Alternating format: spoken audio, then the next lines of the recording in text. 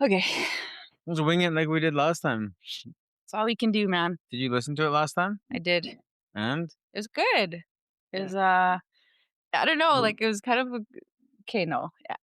It was good, but it was just cringy kinda listening to my voice sometimes, like, going back on it. yeah, that's kind of what everyone says. I'd probably say over half of people can't even get through their own. They Oh, shut it really? off because they're like, I can't listen to myself. I did learn from it, though. What did Like, you? when is the last time we did it? Was that in, like, December? January? How much growth have I had since then?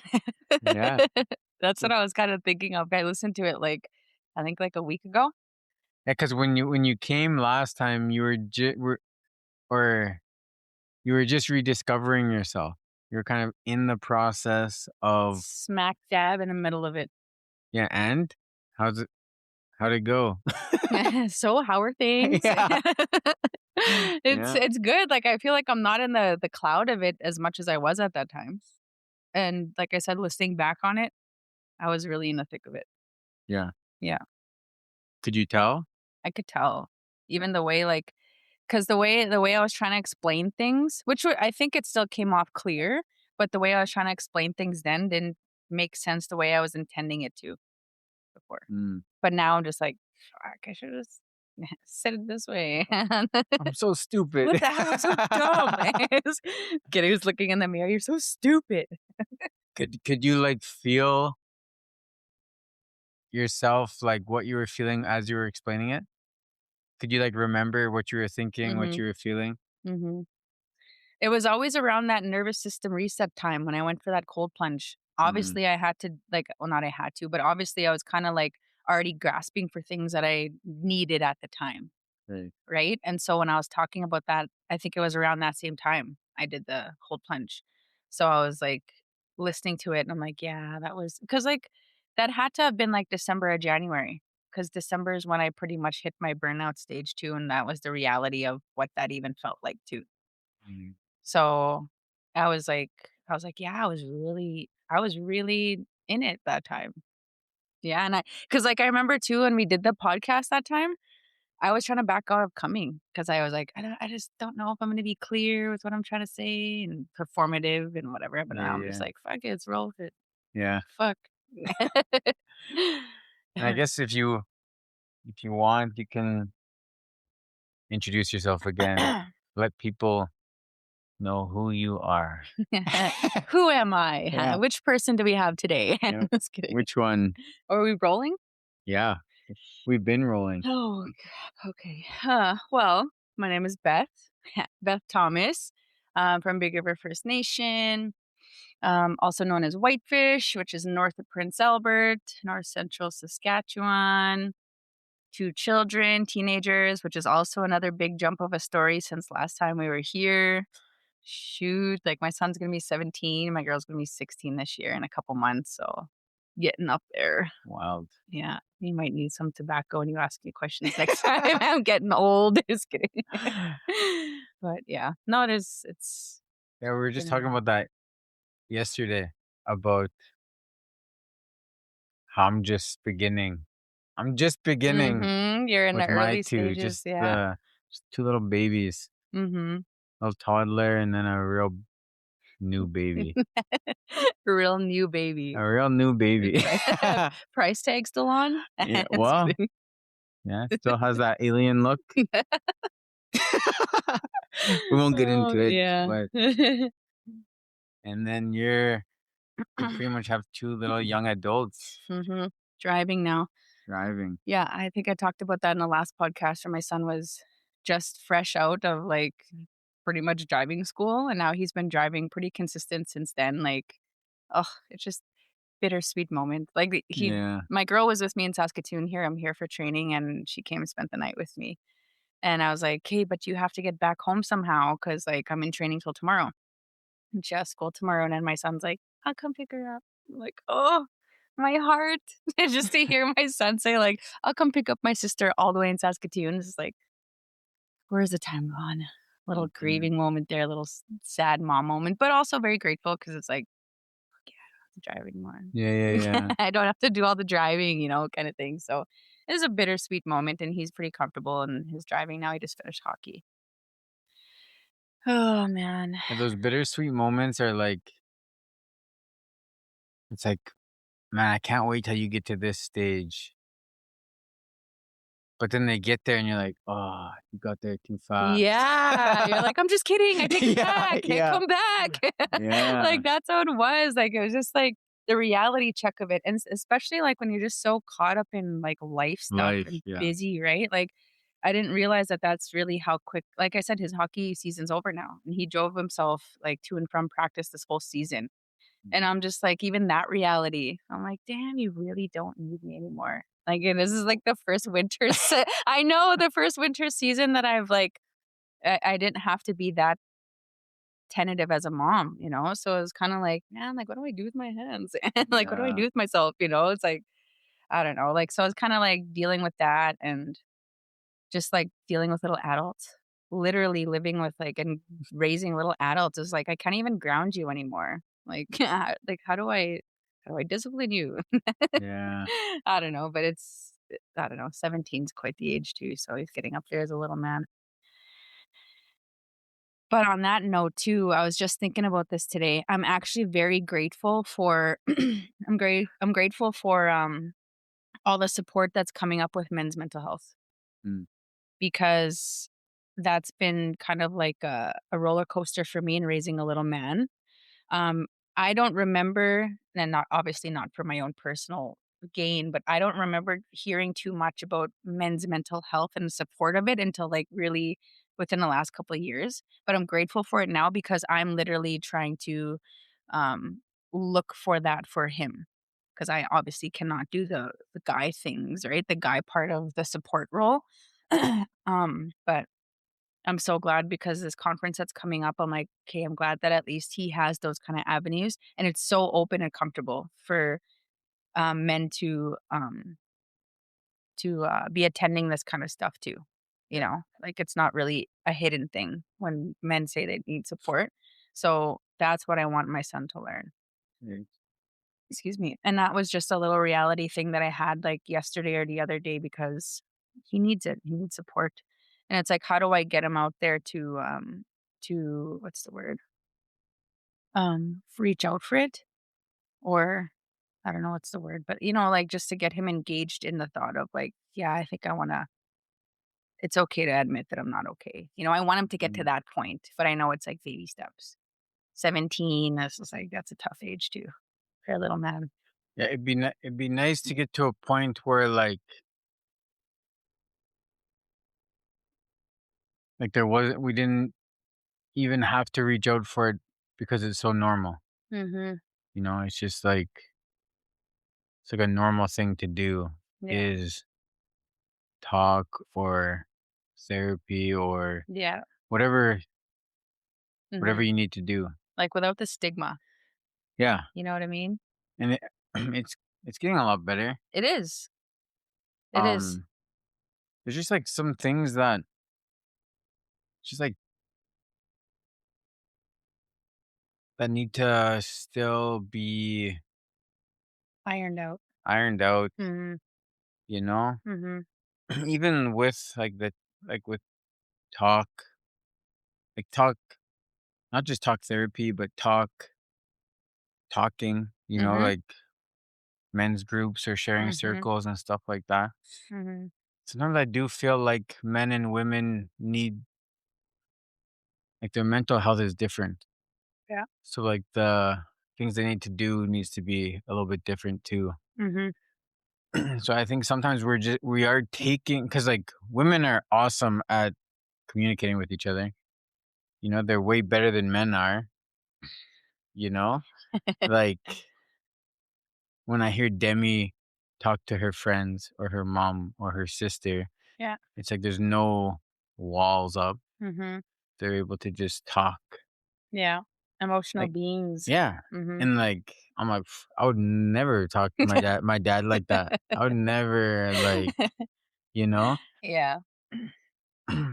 So then it's like, now I think about that and it's like, is the things, 'Cause I feel like that's what we're borrowing from the things we know, which is mostly, like, what women are doing, because they're really Mm. good at it. But Mhm. then it's like, what of that works for men and what Oh, yeah. doesn't, you know? Yeah, yeah. So, like, that's the part where There's a lot of we logic. yeah, I feel like right. there's a lot Less of emotion, more yeah, logic. yeah. But when you think about it, like, the underlying thing is emotion. Right. So it's like, that's probably where the gray area is, right? That's what Mhm. I'm thinking, and I'm only gonna talk from the experience I have with my son. I'm not gonna, tell anybody else's story, but that's kind of what I'm seeing too. There's more trying to bring logic to a feeling when really Yeah, that's where it gets stuck.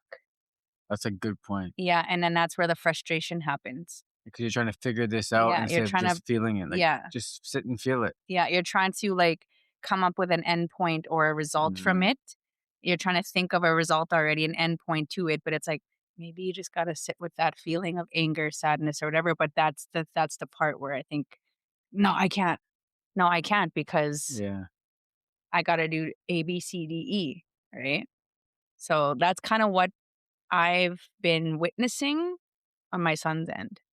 So, when he starts to get in his head or I know he's going through a heavy emotional day, he has to do something. He has to do something and make logic of it. Maybe I need to go work out, or maybe I'm just not doing this, or maybe I'm not like there's logic to it. It's like, or maybe you just need to sit and figure out why you feel angry, yeah, you know? So, like, that's kind of what I'm learning so far. But that's what I mean. I'm glad that there's like men's groups and like more support from the men with the mental health field side of things because obviously us women only know so much if we even do about men's mental health, right? And that's where we're trying to come to terms with. right. Right? It's so, because like, right now, it's, like, pretty, I think, confusing. Like, being a man is confusing right now because of, like, the just stuck between this, like, stoic man Mhm. and super emotional Yeah. and, like, finding the right balance. Because I because if you're older, you're probably gonna be more stoic, like, push it down, and then younger is gonna be less like that. And then I think they're just kinda, like, butting heads, Mhm. you know? Mhm. Like, "You're being a wuss," and there's "Well, you're just not emotionally Oh, intelligent," yeah, yeah, I see like, what you mean, like, and then yeah, there's just, like, this battle right now, yeah, and then it's just, like, confusing because depending which group you're in, that's they're true. gonna talk to you a different way. What If you're with decade? these people, maybe you're with your uncles, and they'll be like, "You're being a little bitch," Mhm. and then you're with, like, other people, and they're like, Yeah, "You should go to this group and talk," yeah, and now you're, like, just getting 2 different sides because depending on when or who you're with, just, like, the view on it is so different. mhm. Like, I feel like closer to our age group, like, I do agree with that we're stuck in the middle. Like, I'm not gonna put myself in here, like, as in, like, all men and women, but just for the purpose of this conversation. When you think about it, this is how I see it right now, is that the older generations had a different means of survival It's true. compared to the younger generations, and it's such a distinct difference now. Like, it changed a lot in the last 10 years even. Like, Mm, even the last podcast, we were talking about freaking Bebo. That wasn't even too long ago.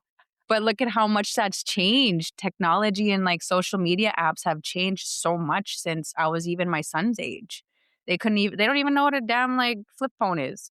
You know what I mean? Like, so much has changed, and, like, the older generation, like I said, their means of survival was so much different. You quite literally had to, like, you're gonna make it or break it. It's either you gotta work your ass off to survive, like, their means of survival was different. Now it's more mental health because we don't have to work our asses off for, like, 48 hours to make great. our payments for our to eat and whatever. Things are different. So the Mhm. focus and, like, the whole fight or flight responses are even different. You're not fighting anybody physically anymore. You're fighting with your mental health, Right. That's right? a very good point. Yeah. You're not like this provider Yeah. necessarily anymore. Yeah. You don't have to work your ass off to provide for a family per se in that way because that's what it was. You were grinding to pay your bills, right? Mm, And that's their mindset. It's like, you're not going to work. Like, what the F you doing? Like, that's where that mindset comes from because their survival is different. And yeah, now, yeah, like, yeah. with my son and them, they don't have to worry like that too much. And not even just their age, but even like our age group, we don't have to worry too much with that Right. type of stress anymore. It's a different type. Right? So that's where that whole thing and that's why the like, this is just all my opinion, like, that's why I feel like the older generation doesn't quite understand this whole mental health epidemic Right. That's a because good point, though. yeah, it's just different, it's a different fight, and I'm only saying that witnessing, from my own, I guess, perspective because I grew up with my uncles in that era of that type of survival, like, cook 'em, living off the land literally to survive. They don't live off the land anymore to survive, and that's all changed as I grew up, so I was able to see that part of things, and I'm seeing this part of things, like, because I was born kinda right in the midst of it all, right? Yeah. So that's kinda what I think, and that's what I like to explain because, I mean, again, my own personal experience, like, you have, the odd uncle or whoever that will say, "Oh, these kids just have it too easy, they don't wanna work anymore," like, they're just, like, whatever, like, whatever terms they wanna use. But mental health is a real damn thing. Just Mhm. because you don't see it doesn't mean it's not there. Right. Just because they don't feel it and are impacted on the inside the way now the up and coming generation is, doesn't mean it's not detrimental to them. Doesn't mean it's not impacting them. It's just more affecting them from the inside out, whereas before it was the outside in. Mm, Stressors from the outside affected you and then you would respond. Now, generations that are coming up, including our own, we're battling from the inside out. That's how I think and feel about that, yeah. right? Yeah, even just you saying that, because what I think about now is, like, even when you think about having a purpose, it was kind of, I don't wanna say, easy is not the right word, but I'm just Mm, gonna use the word easy. mhm, It was easy to have a purpose back then, like, the man was the provider, right? The mom stayed home, so you just mhm, went to work, you took care of your family, and you had, like, this built-in responsibility, this yep, built-in purpose. mhm, Now, roles are kinda more equal, and plus, like, jobs are look different, mhm, with AI and yeah, technology and all that, it's like there's no built-in purpose, yeah, and labor work even is, like, diminishing, right? and that was a big part of So now it's like if you're not providing for a family, what is your purpose? And yeah, now all these young kids are lost because it's like, what would my purpose be? yeah, And even you ask a 50, 60, even 40-year-old without your job, who are you? mhm, I bet you they'd struggle to answer. Because even on this podcast, probably my first 20 episodes, that was the question I started with. Whatever they did, I said, without that, who are you? mhm, Introduce yourself without what you do. Who are you? And probably 60% of people couldn't answer the question mhm, yeah, because they've never thought about it. It's like they've just, like, locked into, like, what makes them money is their purpose. yeah, It's like a like what. role, like everybody type kinda had their role and knew where they fit in society, I guess, if you will, right? But Yeah. like you said, now that AI and, like, all this technology and literally social media apps they're very confusing. Mhm. They're thrown into the mix of, like, between 2 generations that are 2 very distinctively, like, different. And then there's the middle point where we're just like, I'm still even trying to adapt to the new technology, Yeah. you know? And my kids are just pros, whereas my uncles and Yeah. them are like, "What the fuck is this?" You know? Man, updates every week. I I'm just like, what are you know. talking about? You know what aggravates me? When I open up an app and the buttons are, like, in different places, and I'm just like, "Oh, freaking Instagram updated? I have to relearn this? Ruined my whole week." Oh, man, that's funny. But Mm. it's I was thinking of because I was,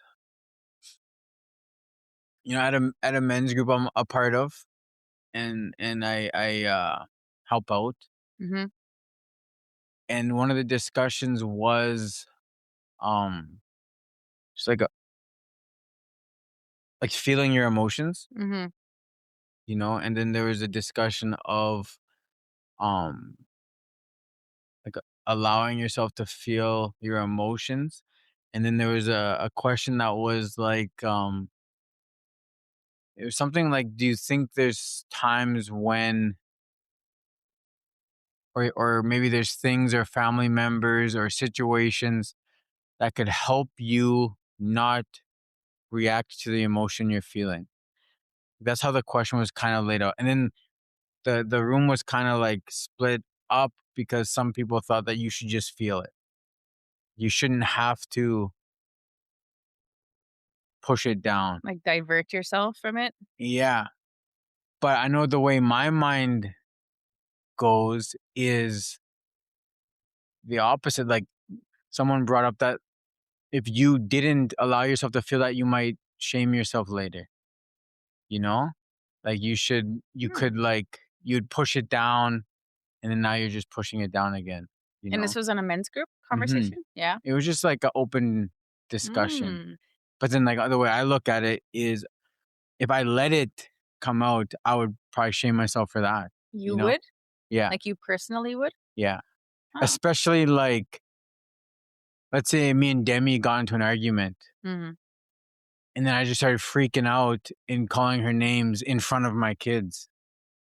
Like, that is a situation where I don't need to be reacting to how I feel. That's like a situation where, like, I need to show my sons that just because you feel big feelings doesn't mean you have to act them out, Mhm. you know? Where, like, pushing them down is fine, and then maybe you can go find a healthy release. I I'm was gonna gonna go to the say, what gym would you do after. after? Yeah. Go into the backyard and just Is let it there out. Just Just kidding. punching the snowbanks. Your neighbor would just come out, just like, "What But, like, the" in that situation, in the moment, Mhm. how I talk to my wife in front of my kids is important, Mhm. and it doesn't matter how I feel. 'Kay, I what need to let's just be say if your kids weren't in the room and it was just you and Demi. And ding ding, you just get knocked out, Demi would just one punch you. even that is, like, you know, I even that I'm not much of a yeller anyways, Mhm, but it would probably be different, you know? Even yeah, even sometimes, like, we have to discuss things later, mhm, you know? Like, it's good to for your kids to see you guys settle things, see that you can fight and then make up and stuff, mhm. but maybe not everyone, you know? Yeah, just let it all out every once in a while. Yeah, Well, I guess the question would be because the whole point of, like, having emotions is I think that's why a lot of people stay angry, and yeah, I think we had this conversation yesterday about people that stay angry, right, and their default emotion is anger. I think that's what it eventually pents up to. I can't speak as if I'm a man or I know anything about that, but I mean, let's just say, like, women could do it too. Like, if you're not releasing that, does it just pent up to be your default emotion whenever something sets that off, whether it's a sad or mad situation, you know? So then with that, then, because again, I'm always going to revert back to my son in this conversation, but like he's not a kid that I don't see outbursts. I've never seen outbursts from him. Not saying that I'm concerned about that, but I am concerned about, okay, because I know, like, at your age, you had to have had heavy feelings as a young man. He's been through already his first real relationship, and that wasn't successful. We all know how first loves are. But he was very quiet about that. And now, like, I guess my concern would be as a mom is like how are you working through that? Because he's not once come to me crying, not that he has to, mm, but I guess that's my question is if it's being dealt with in silence, how beneficial is that? You know? That's kind of where my mind as a mom goes because that's kind of what I'm working with right now. Like where is that line between healthy and unhealthy? right. right? So that's why I asked, like, what do you do with that then if you contain it? What do men feel like they need to do? Maybe that's a broad question. I think that's broad Yeah, because I think everyone's so individual. different, yeah.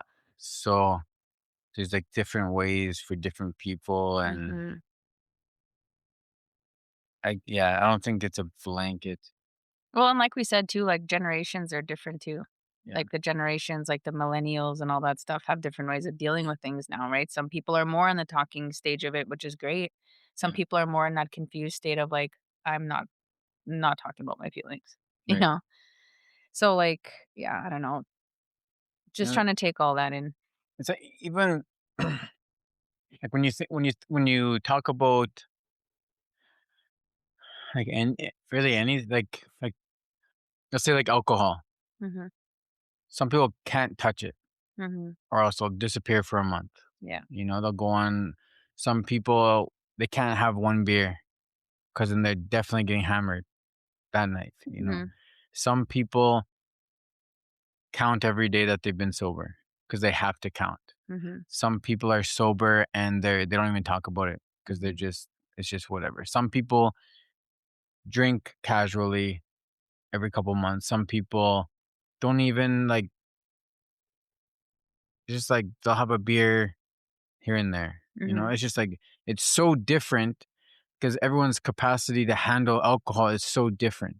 Yeah. And some people will go on to be 100 and never have any issues with alcohol, drink it every year. Mhm, Like, and some people like they're gonna live to 100 years old and it's gonna be on their mind every single day, and they have to stay away from it. mhm, Like physically can't go into a bar, can't be around people who drink. mhm. And that's how I think everything is. That's how mental health is. That's how, and it's just like everyone is so individual. And that's why it's just important to like pick up tools, Yeah. find people who are similar to you. Mhm, If you're more emotional and you get work, like you need to get help from people who have figured out how to handle that. And if you're maybe not, you don't have those big buildups, you don't have those, but you seem fine. It's like maybe you're fine, mhm, mhm. and that's like the hard thing about dealing with people is that just every single person is different. Yeah. But then there's people that are similar, or like have used tools that you might need to use later, and it's hard because even for myself, like I know that I don't have the same emotional feelings as everyone else, Mhm. but people will talk to me like I do, Yeah. or they'll be like, "I know you do." Like I know you're like there's no way you're not.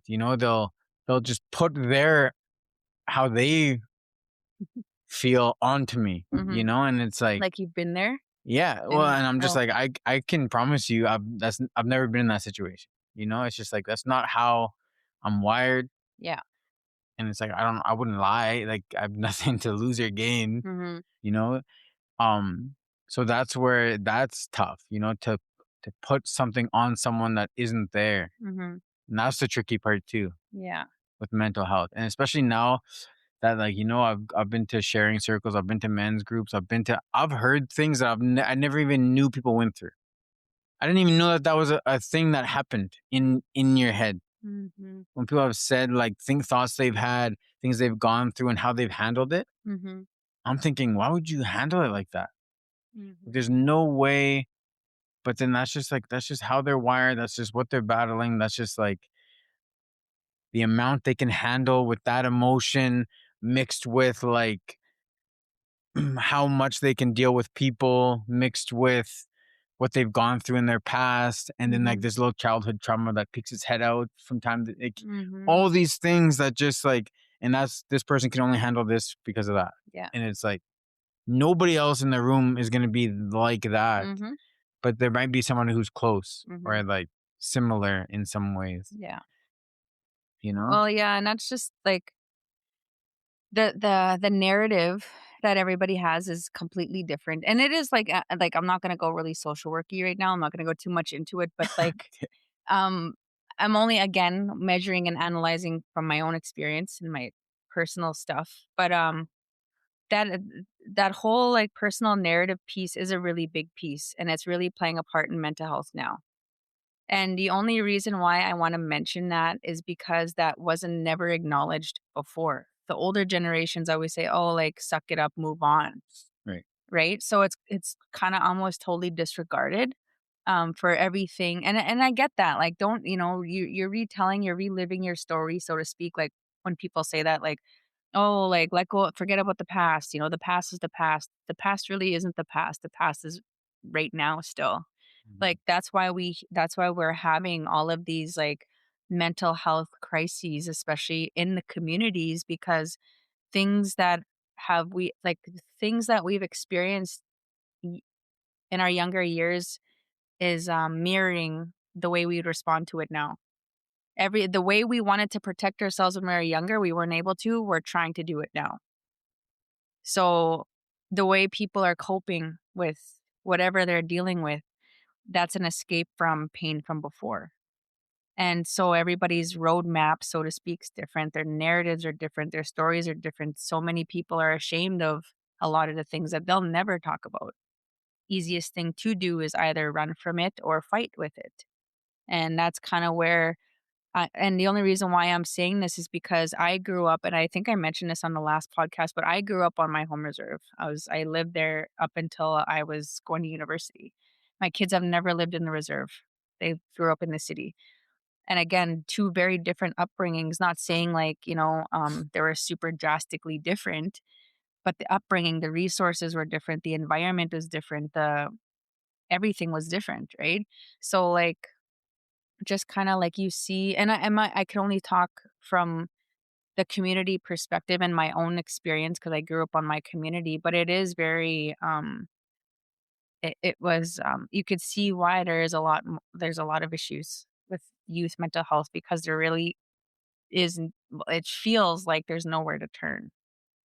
There's a lot of resourcing you have to do outside of the box when you're in communities, and that's why community work is my main focus, especially with youth, because that's where I can resonate the most because of my own experience.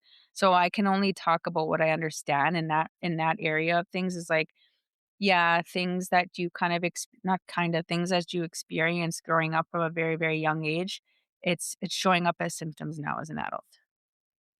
Right? So your body is pretty much, and I'm not gonna get more into this either because this is what I'm going to training for, so I don't wanna, like, talk too much about what I'm going to this training for, but, like, your body's literally reacting out too. That's where all the anxiety and the depression and all those symptoms are coming out of because, there's a lot of suppressed emotion that's stuck somewhere in there, hence why people have rage attacks.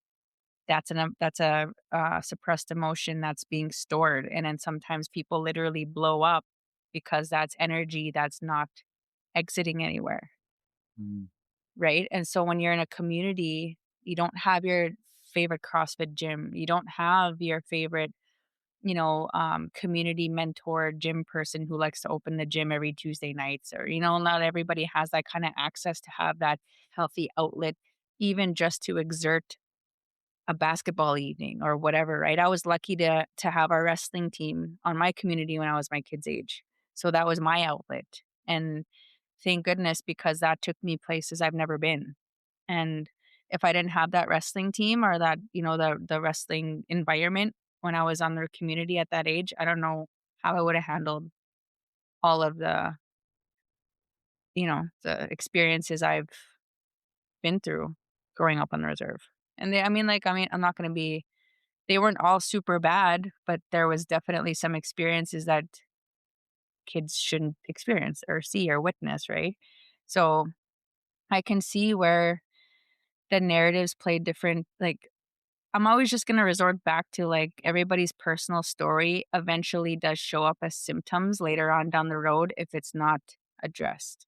And now we're in a time where we're able to talk about that openly and understand that because I never understood, like, "Oh, like, things in your life is gonna impact you down the road." Like, nobody had those conversations with us before, but now we're seeing it. People are struggling, and we don't know even how to talk about it because that was never a thing that was on the table to talk about when I was young. So it's a very confusing, touchy time right now, I feel. But there's also blankets of support that are coming out now. And now it's just like, how do we feel about these blankets of support? How do we take it? You know what I mean? So that's where I'm at with that. And like I said, this training that I'll just say it, like I'm taking somatic therapy training. So I'm training to be a somatic therapist, and that's a trauma therapy. That's one type of trauma therapy. And I never heard of that before growing up. So these type of supports that are coming out for us to be able to address these symptoms that are coming up now in people's lives, it's amazing, but it's different. It's new. And like I'm on my 3rd day, tomorrow's my last day, and I've learned a lot even in there just about like trauma work in itself. And I'm not going to talk too much about this, but it really does impact us in ways that we never realize, right down to the cells of our body. Mm. So, and another thing too, another like interesting thing that came up, I don't know, where was this? Oh, I was at a conference. What day is it? Last week? Yeah, last week. I was at a conference, and one of the elders, I can't pinpoint which one it was, but one of the elders had mentioned in that gathering that to be careful how you talk to yourself, and to be careful of the things that you say to yourself and label yourself as. Because mental health is a big thing. I think that was a topic that we were talking about that was being discussed at the conference. And mental health is a big thing, but always be careful how you talk to yourself and how you label yourself. Because essentially, what that's doing is placing a glass wall above your potential. You label yourself, then you're going to instill that in your mind, and then your mind's going to start believing everything that you tell it, and your body's going to follow suit. Right? So, and your body is like, it's water. It's a certain percentage of water, a high percentage, and water retains information.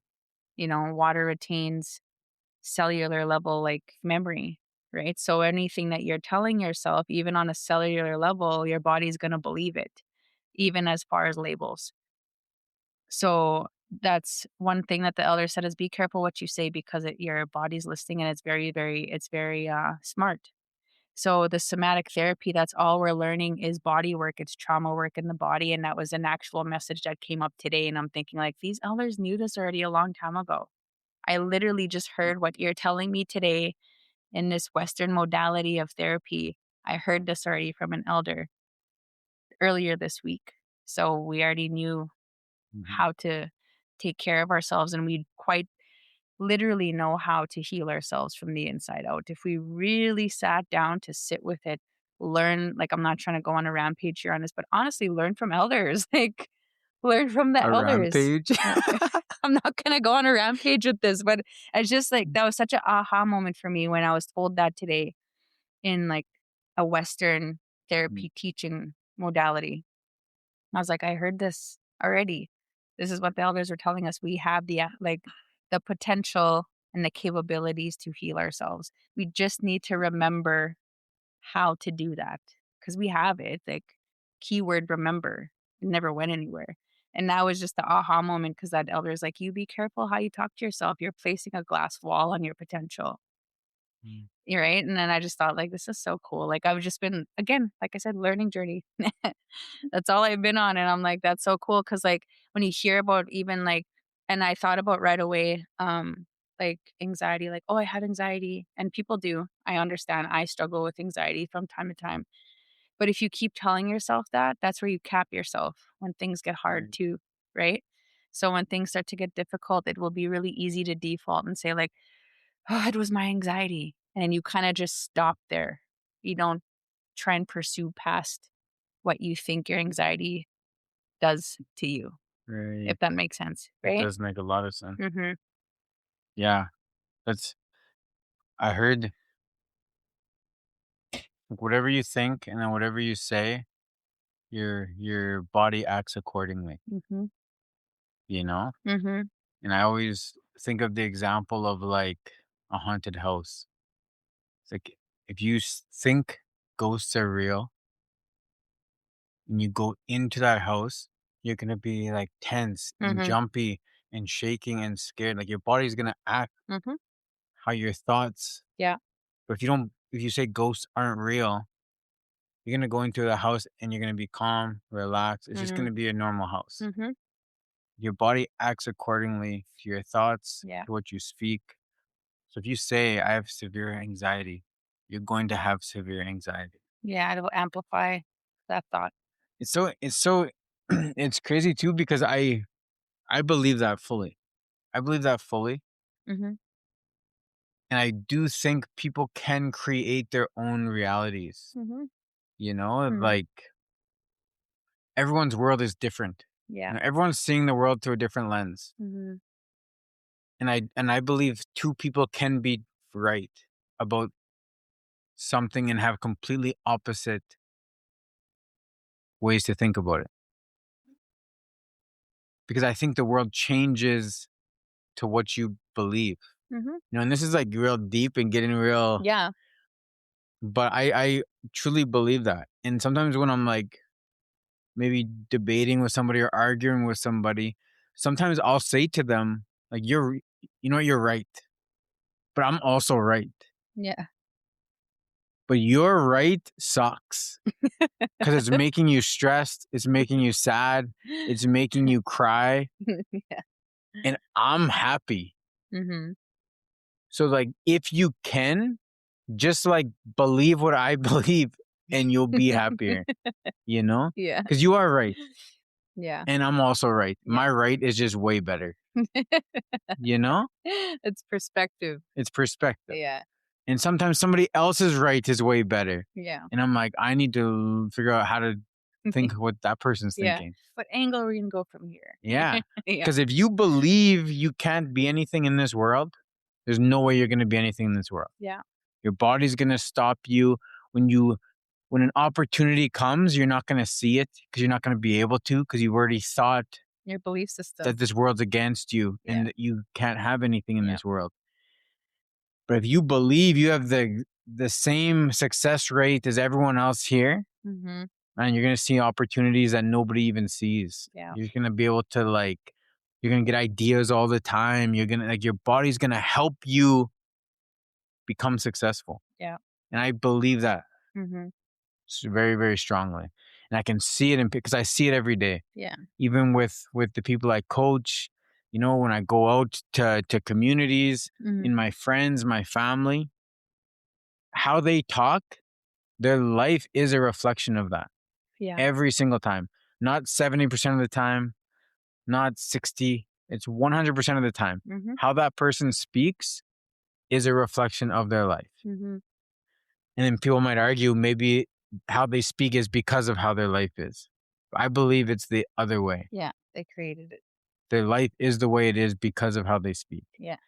Otherwise, everyone who was raised in a shitty upbringing would just stay there. Yeah. But people make it. People get to where they want to be. They hit their goals. They reach their dreams. And most people aren't that special. This person wasn't that special, you know? They just kept going. They kept moving forward, you know? Uh, That's another thing that that I get in my own head about, and I don't know how much to when I'm talking to people because I don't believe anyone's special. But when I talk to some people who are fighting with that, like with no purpose, and they don't feel like they mean much to the world, mhm. it's like how do I tell this person he's not that special, but also tell him that like he's worth A chance. yeah doing something worth Yeah. believing and loving themselves Mhm. because a lot of times people think things are happening to them because they're like you think that person did that to you because you're so special and they just want to ruin your life. Like It's like victim. no, That that's victim. not what happened. Mm. That person was going to do that to somebody. It just happened to be you. Yeah. You're not that special. But then people might take that like I'm not special. you know? Yeah. Yeah, yeah, yeah. It's like when somebody does something because you motivated them and that makes you feel good. Mhm. It's the opposite too, you know? It's like you get attached to that, like this person is being mean to me Mhm. because I mean this much to them and they want to bring me like Mhm. it's like that ego, right? It works both ways, you know? Yeah. The highs and the lows. But like usually has nothing to do with you. Yeah. It's Oh, all such internal. Everyone's just going through their own thing and they just happen to run into you yeah. and take it out on you. Yeah. Whether that's a 5-year relationship or just like they swerved in traffic, and it was Mhm. just for a moment. That person was gonna have a bad relationship. It just happened to be with you. Yeah. That person was gonna swerve into somebody. Just happened to be you. Mhm. You're not that special. Yeah. But you're special and like, go for your dreams and stuff. Go for your dreams and stuff. I get, like I think with that, like, what it's a belief system. That's essentially what it is. It's your core beliefs of, like and then when you think about it, like, I was actually just on a freaking down a rabbit hole about this whole thing too, about the core belief system. I had to work on that for myself because I, for a while, had that mentality that things were happening to me, not for me. Mm. Right? I'm guilty of admitting, like, I used to always think things were happening to me for some reason. I thought I was special, if you will. Don't yell at me. Sing. In your words, I thought I was fucking Ugh. special. Yeah. Shit. Just kidding. But, like, when it boiled down for me, when I was stuck in that mindset of I guess the victim cycle, I guess, if you will, um, it was my freaking belief system. It was my core belief system, and then I really had to dig and be like, "Hey, where the fuck is this coming from? Like, why do I feel like why am I that person? Why am I that can't catch a break person? I used to be so annoyed of that, and now I'm that person. Like, oh, I just can't catch a break. Like, where is this belief coming from that I don't believe I deserve more? Like, why am I limiting myself right now to believe that I can't do more? So I had to, like the ego death thing, like, I had to really dig and, like, take my freaking, like, ego apart too and, like, pick at that and be like, "Okay, well, my ego protected me this far, but this is where I gotta let it go." Because it's very limiting to me. Like, now I feel like what people have to treat me a certain way because my ego is telling me that that's what has to happen, and if they don't treat me a certain way, I get offended. Like, "Why are people doing this to me?" You know what I mean? It's just like that's that, where that comes from, in my belief system, I had to really check on that. I'm like, "Hey, why do I feel like I'm so fucking entitled to this? Mm. Why do I feel like nothing bad should be happening to me? Like, what right do I have to feel that way?" You know? So I really had to check, and then as you're talking about that, that's what I was thinking about, is like, it's a belief system that people accumulate throughout their life, throughout their time. And it just keeps building and building and building. And that's a part of the work when people check themselves and they check their egos at the door, so to speak. That's what that's about. And a lot of people can't really admit that that's what that is. A lot of people wouldn't even admit that their ego is what's carrying them, because it's just so, it literally is a means of survival too. It's what protects people. Right. And you don't want to be shedding, and you don't wanna be in that vulnerable side of being like, "Okay, well, my ego can't get me out of," like, like, people don't wanna put that down because it's such a protective barrier. But for me, it's like I can admit now, like, all my faults, my flaws. My ego is not gonna protect me moving forward. And that was so limiting because in a certain way too, I always believed that, because I did things for people, they had to do things for me, Right. right? That reciprocity, I always felt like I don't like to use the word deserve, but kinda deserve that. If I treat somebody this way, they have to do that to me. They have to. That's that big ego death. Like, no, nobody owes you fuck all. Nobody owes you anything. But because I had even that's just a perfect example of that because I had that belief system that was limiting from me moving forward and breaking through that glass. Now I can confidently sit here and say, like, nobody owes me anything, but I'm still gonna go out and check my ego at the door and not have a mask on anymore and really just be out there being who I truly want to be and am on the inside. And that's gotten me in places I would have never even imagined. Like, I'm speaking at conferences now. Like I just had that I don't know if I told you, but that youth empowerment conference that I was speaking at, I would have never like probably been in those spaces if I didn't check my ego and like actually like work on killing that honestly Mhm. because nobody owes me anything. I'm able to be vulnerable and talk about my flaws now.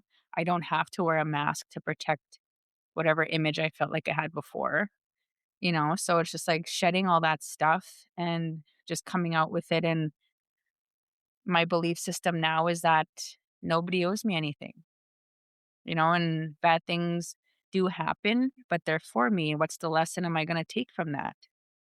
I'm not going to sit there and delve in it and cry about it anymore because I've sat in those spaces. I know what that feels like for a very long time. Right. So just being really super like masked, like unmasked, I guess, is the outcome of me checking my core belief system and working on that and shifting that and not no longer letting that be something that I have to drag around anymore. I'm no longer a victim to a lot of things that I was a victim to before. So like owning up to myself and whatever and just being an adult. I'm just stressed Yeah. out. I'm just thinking about it now. I'm like, oh, I need to take a breather. Just kidding. So how did you get to that? Mm, 'Cause I know a lot of people that are still there, and I feel like no matter how many times I've said that to them, nobody owes you anything. mhm. They it doesn't move the needle, you know? Like in what way? What do you mean? Because I feel like a lot of people think that like I do something for you, you should do something for me. Uh, You know, like they don't give freely. mhm. You know, everything is like you said, if I treat you a certain way, you should treat me back a certain way. Yeah. The expectation of that Yeah, and expectations like all they do is cause resentment and disappointment. and disappointment, and it's miscommunication because Mhm. usually expectations aren't said out loud. So Mhm. you're just doing it all in your head, Mhm. and then they don't act the way they didn't read your mind. So now Yeah. you're pissed because they can't read your mind, but you didn't communicate properly anyways, and Yeah. now you're mad at them. Now they've done something. Mhm. When really they're just like la da da da da living their life normally. They're not even thinking about you. You know? You're not that special. Just So kidding. that's the thing is like I try and say that to people because I think it's there's so much power in that. Mhm. In just like worrying about what you can do. Yeah.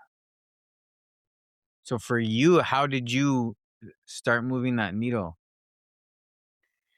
Um, well, definitely, like, again, I mentioned on the last podcast, checking my people pleasing stuff.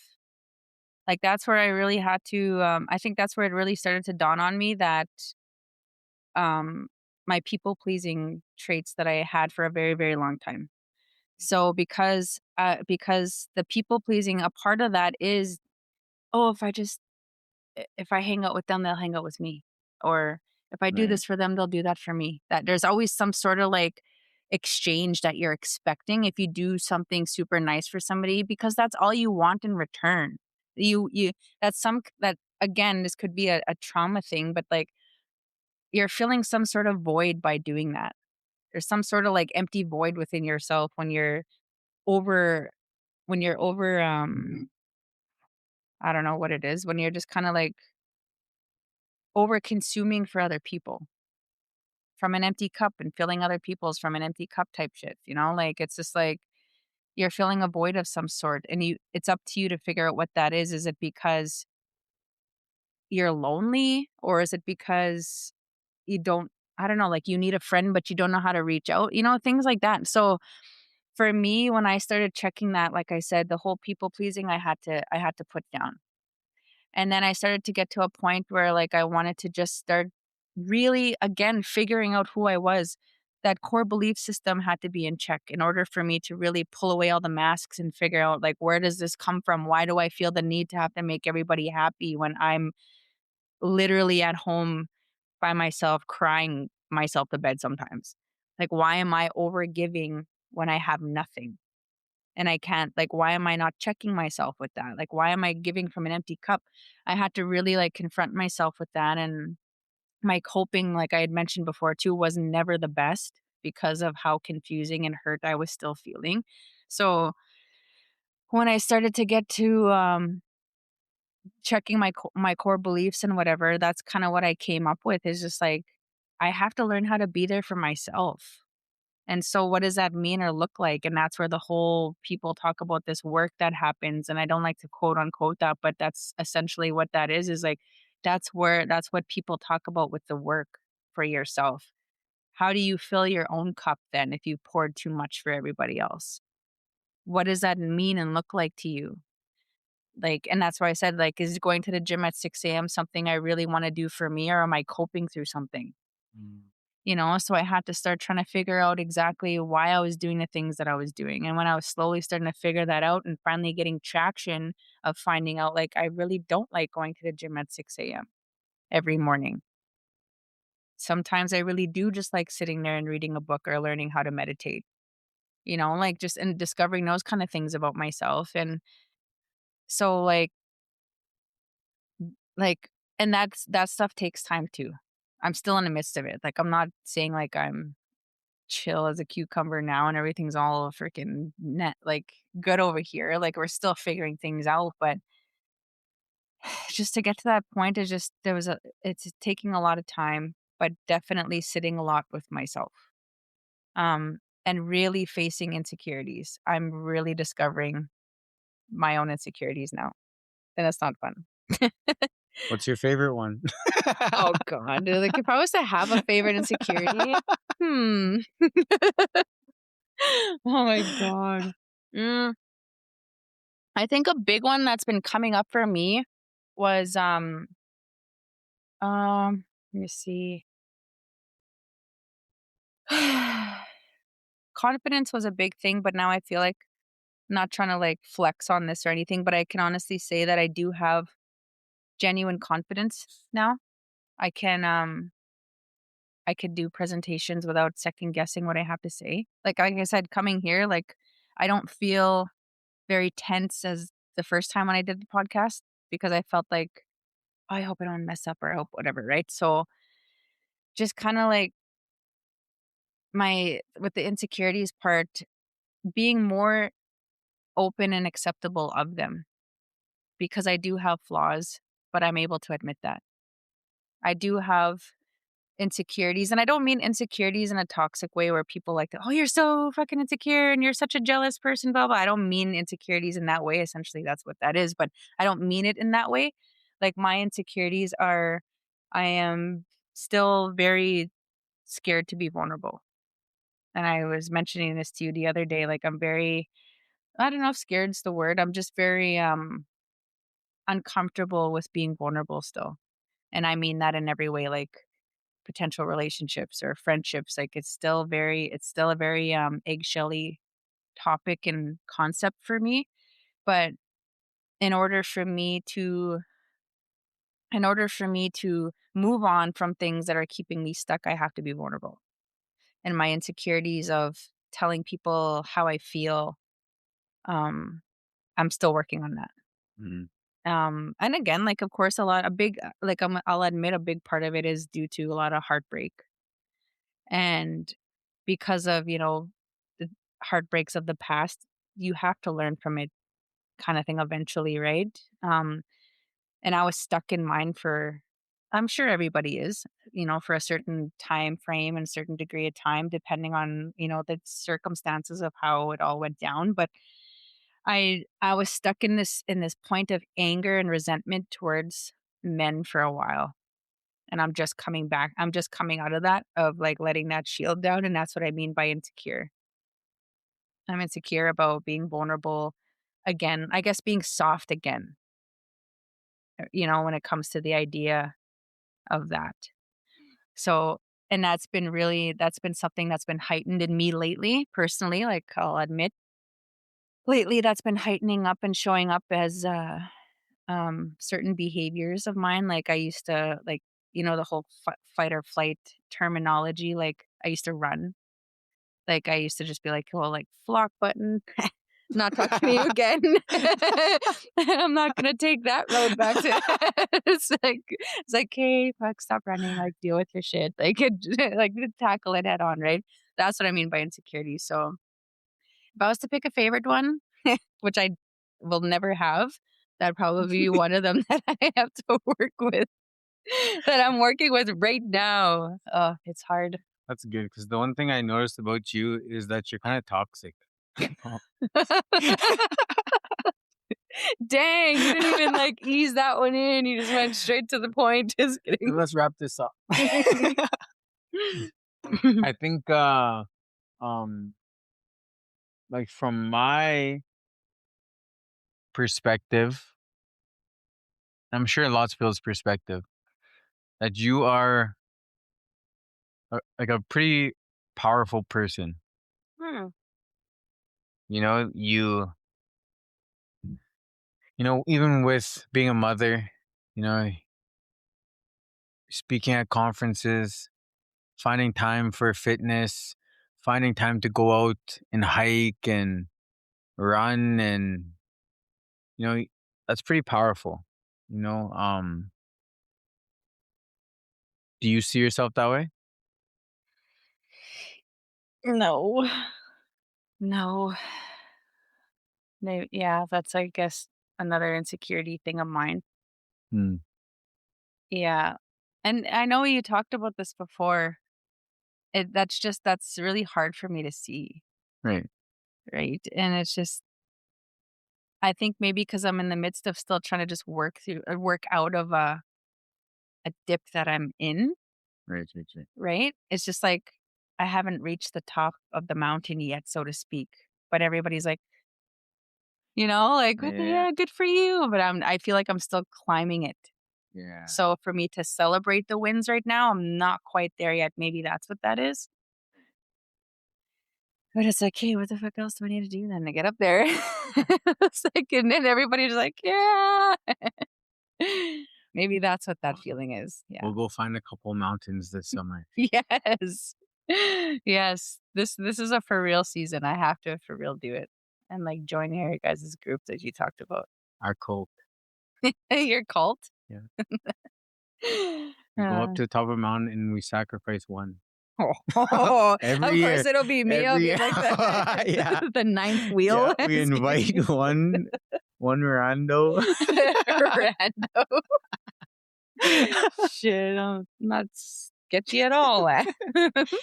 um but I guess we're just over an hour. Mm, So we're gonna switch yep. places. Yeah, yeah. Yeah, you gotta be in the hot seat, man. Yeah. So Bethany, she wants to she's gonna be the host. Gonna pick your brain a little bit. Yeah. Sit on the other side of the table for once. Yeah. This is gonna be great. All right. All right. Okay, well, Cut. cut.